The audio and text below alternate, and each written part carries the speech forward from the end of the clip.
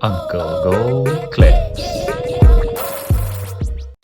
Are you afraid that our information is being exploited, or do you not care about it? Because Gary's point of view is kind of indifferent towards it.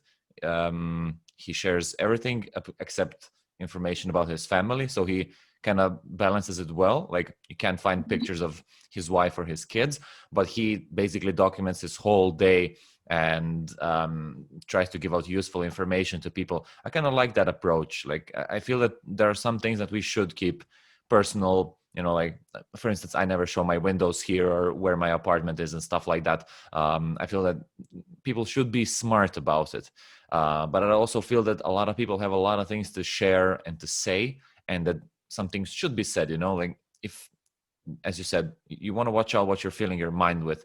If a lot of kids are spending time on it, they'll be watching anyway. So it's better to share something positive or useful than something negative.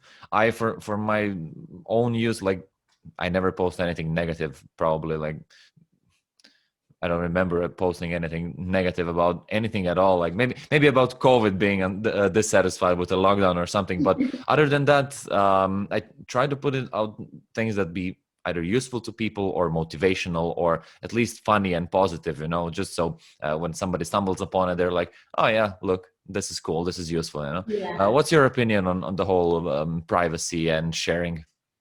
It's it's one of those things where we were so, again, technology came to us and it was just like, oh my gosh, I'm so connected and I can do this and this. But these machines are way vast and larger than our even capacity emotionally as well.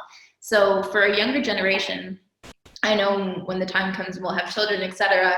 And the children come, they're not touching social media until they're 16 because they can't mentally comprehend the things that are going on, the emotions that it takes to see yourself, and then you start comparing yourself. And this digital world is amazing, but it's also, there needs to be some balance in terms of what we put out there.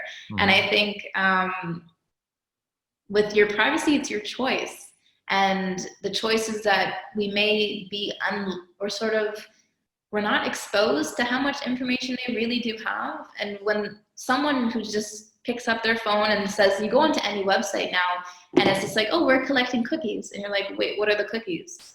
Like, what does that mean? But I don't think people have an understanding that when you give consent and when you download any application onto your phone and it says, do I have access to all of your photos? Are you sure you want to give that access? Based on just downloading whatever basic app you're downloading or whatever app, maybe it is functional and you do want it and need it, but is it really worth giving access to your personal photos? Now, again, it's the choice of the person. What type of information do you want to give? But I think having that information and education, that Google is keeping that information. Google is actually profiting on this information. And a lot of companies that are data collective, they are collecting our data and they're collecting and building these avatars of each of us. If you think about Tinder, for example, there was a talk about how I forgot how many pages of data, but anyways, they would recognize how many swipes, and they would also recognize your loneliest time, the time that you're searching for comfort, the time that you're searching for connection. They are recognizing, oh, okay, this individual 20 to 35 is swiping on Tinder at this particular time, and I think when you understand a deeper psychological reason of, wow, they're collecting this information, and it's my personal information, do you really want to give it? And I think having that understanding first, and I think if businesses and those big tech companies that are collecting our data were a little bit more open about, hey, we use your data for this, and hey, this is where your data is going, and hey,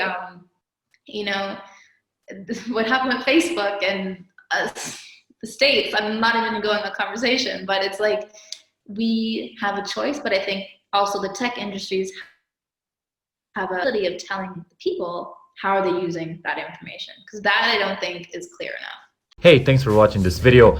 If you want to see the full version, go to the Uncle Gold Podcast YouTube channel or watch the next clip.